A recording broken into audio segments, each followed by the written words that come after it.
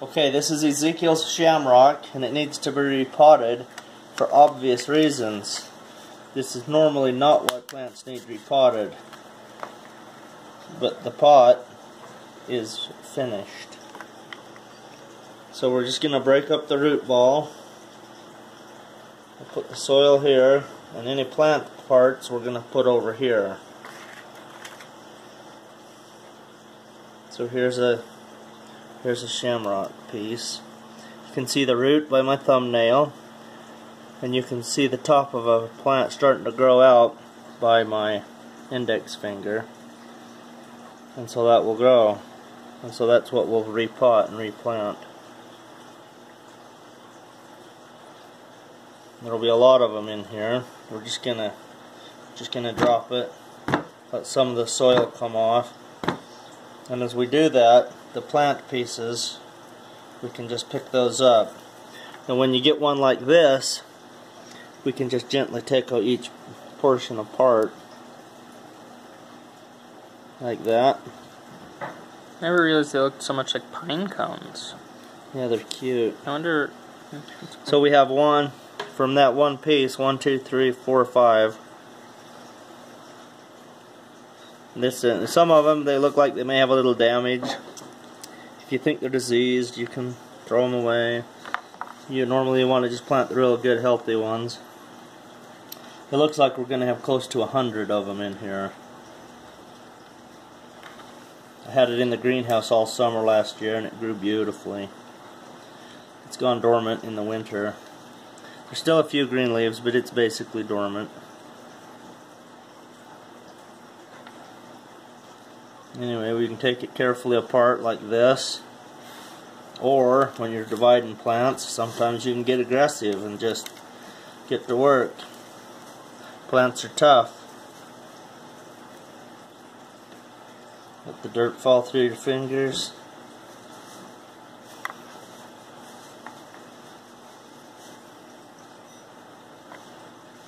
Okay, there we go. There's a big old corn. I don't think they're corns. I don't know what they are. I don't know about shamrocks. This is new to me.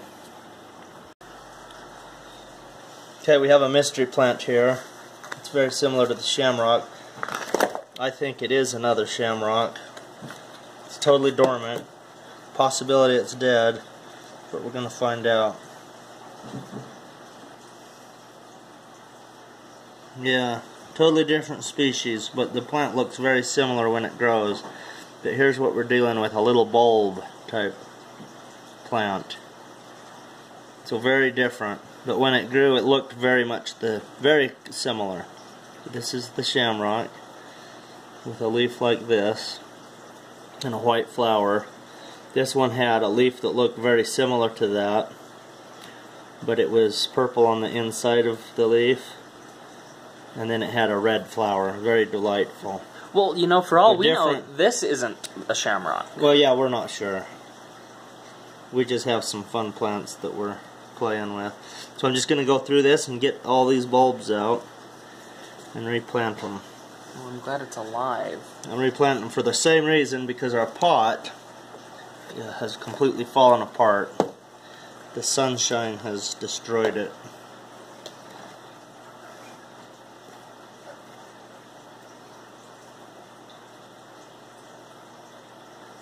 Yeah, there's a lot of them in here. There's little tiny ones. We're going to keep them all. See if they'll grow.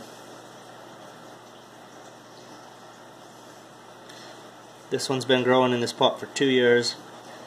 Ezekiel's shamrock has been growing for at least 4 or 5 years in that pot. Okay, so here's one. Let me see. Yeah, that's a root. A root's coming out of that one, I think. Yep. So it's getting ready to break dormancy. So it's good that we're doing them right now. If we would have waited before they broke dormancy with this type of a bulb system, we may have killed them. I'm not sure, because I'm not familiar with the species, but if you did that with a tulip or a daffodil, probably would kill it. Need to dig them in the right time of year.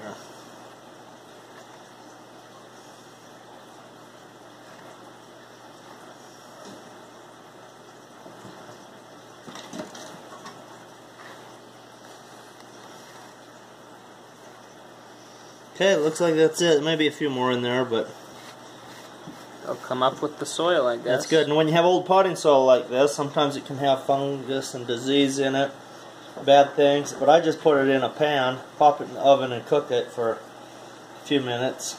Stick a thermometer in it. When it gets up to 160 degrees, you know everything is dead. And then you can re-keep your potting soil. You do kill all the beneficial soil life that way, but it will kill any weed seeds and fungus, bacteria, nasty stuff. Yeah, all the things that will hurt your plants. Which is really important when you're propagating new little plants or starting them from seeds. That's right.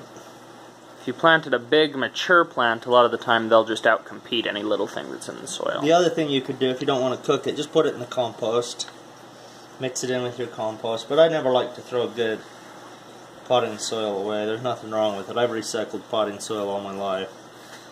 And I've never had a problem with diseased plants. Unless you're starting brand new seeds or something, and then you'll get damping off and other things. Okay, so there's our bulbs of our mystery plant and what we're calling a shamrock. Okay, what I'm going to do, I'm going to plant them in this. I just prepared this soil. Put a little bit of bone meal in it, but it's mostly compost that I've made over the years and other potting mixes. There's a little bit of perlite and vermiculite in it. It's just kind of a regular potting mix. We put some absorbent material in it to help hold water.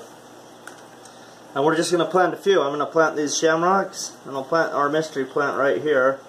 And we'll get some other pots to plant the rest of it in, because there's too many of these for this size of a pot. So it'll be pretty easy. You want to plant them so they're going upward. If you look at this real close, you can see the points. Those are the upward, the top. If you go like this, they'll have to come and turn around. But you can see the old roots right here from before it went dormant. You can see an old stem.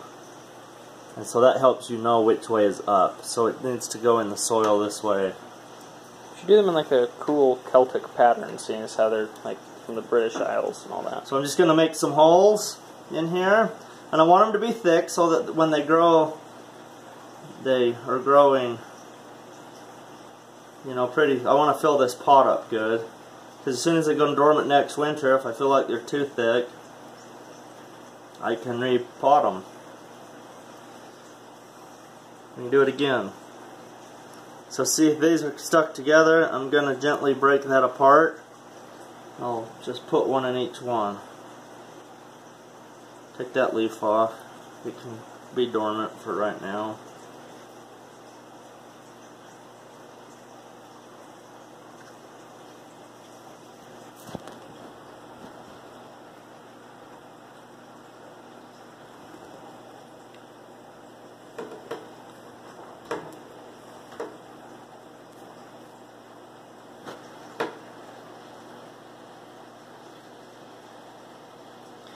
So is there a chance that these two plants might outcompete each other? Yeah, there is that chance. And since I don't know that much about the plants, this is a grand and glorious experiment.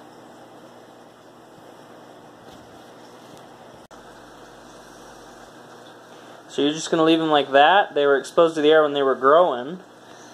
Well, I'm going to cover them up. So I know I planted this half. So here's what I'm going to do. Okay, watch this. Okay, it's that simple. Now I know my line was right here. So now on this side, I'm going to make holes for my little bulbs.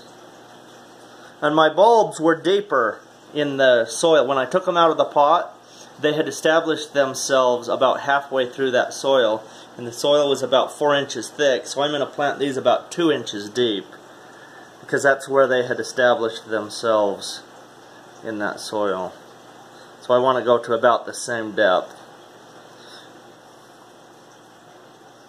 And these guys, they were up close to the top, but our pot had it had broken down because of the sun hitting it, and so maybe they didn't have the chance to go any deeper. Maybe they didn't want to, and they were just growing on top because they were too stressed. So I don't know if that was the right way for them to grow or not. Okay, now these, you can see that this is the bottom, just the way it looks. This is the top, it's pointed up here. It looks like there's some little tiny points up here where the sprouts are going to come out. So we want to orient these in the right direction. And if you just drop them in a hole like that, they can turn, so they need to be set in carefully and then pressed down. But you want to press them gently. You don't want to break any new growth that's starting to grow.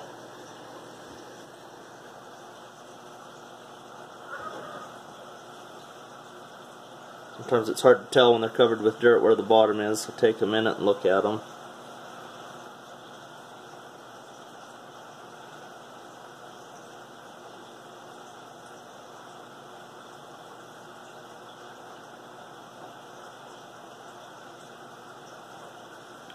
You already did that one and that one. That one's open. It's a good thing I've got you with the camera. We know what we did. Now I'm planting all the biggest ones in here. Have some little tiny ones, but I'll plant them in a different pot. Okay, we're done. Now we'll bury them. There we go. That's that. Then we'll water them. When we water these, you don't want to water them hard, or the water will go down in and dig them up. So you just want to water them lightly, but you want to water them good enough that the whole pot gets soaked. A good thing to do is to set this in a tray of water and just let the water soak up from the bottom for a day, and then let it dry out naturally, and then just keep it a normal moisture like you keep for any house plant.